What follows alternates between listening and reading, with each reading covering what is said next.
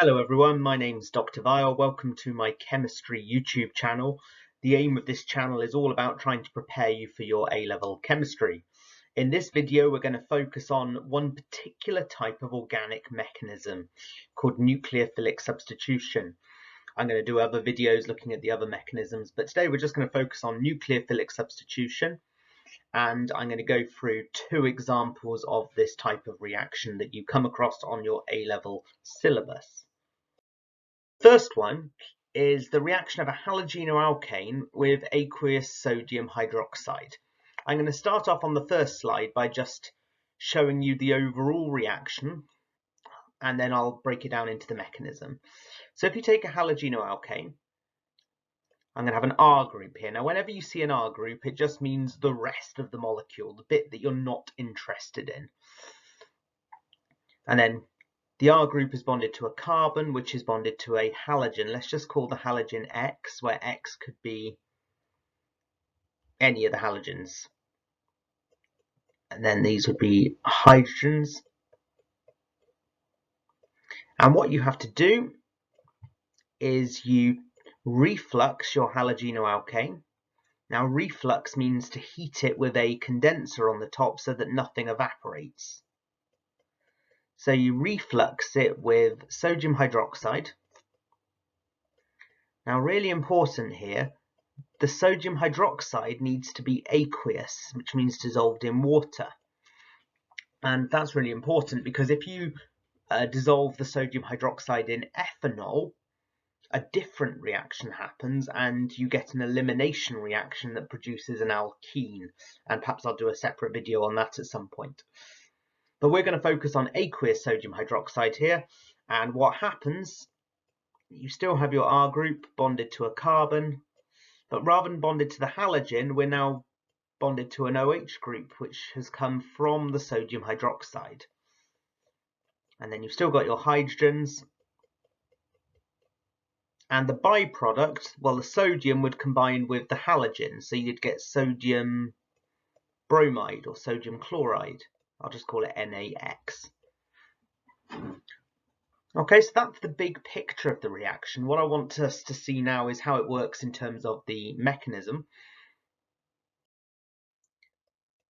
So you start off by drawing your R to C to X, and then stick your hydrogens there.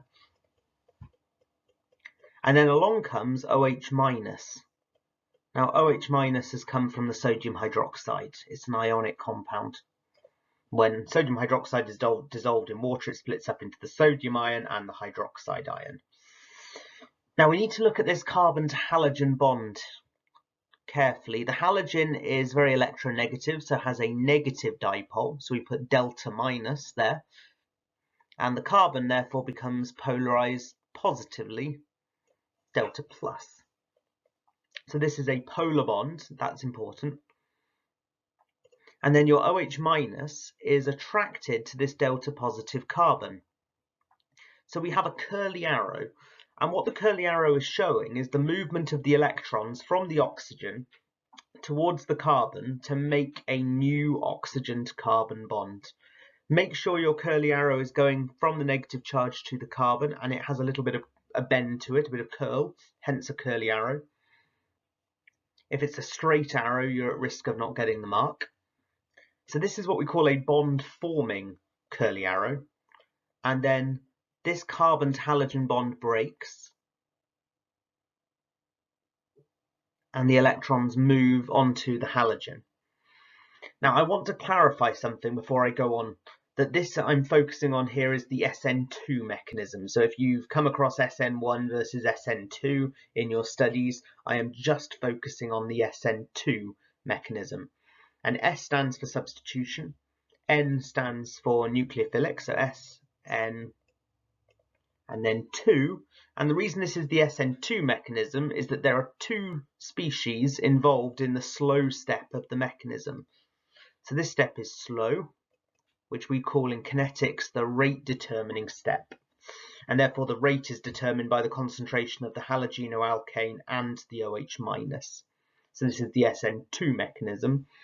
If I were to draw the SN1 mechanism, then what would happen is that carbon to halogen bond would break first in the slow step, leaving a carbocation, and then the OH minus would attack. But I'm just focusing on the SN2. So once the OH minus has attacked and this carbon to halogen bond has broken, we go through to what we call the transition state. So in the transition state, you've still got your R to C, and then the hydrogens, they haven't changed. But this carbon to halogen bond is now breaking. So we put it as a dashed line to show that the bond is breaking. And then we have another dashed line here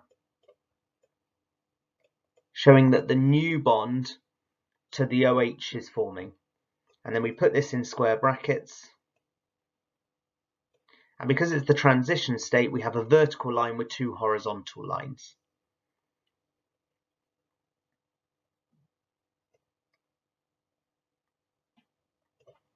And then we show what the product is, or the products even. I'm running out of room. This is not well planned. R to C to OH to hydrogen to hydrogen. And the byproduct is sodium bonded to whatever X was. Okay, so this is the SN2 mechanism, and the product is an alcohol. So we've gone from having a halogenoalkane to an alcohol by refluxing with aqueous sodium hydroxide. So just remember the reagents there and conditions. You need to reflux. That is not a reagent, that is a condition. You reflux it with NaOH, which has to be aqueous.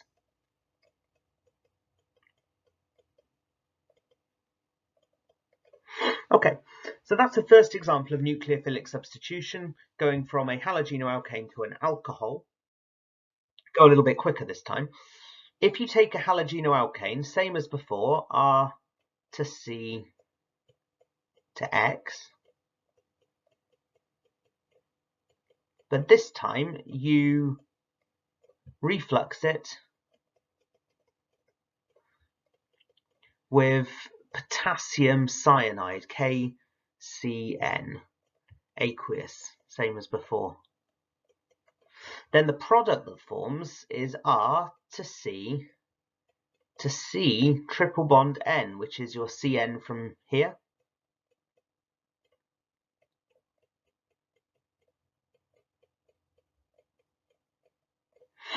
And what's happened is the cyanide has substituted for the halogen.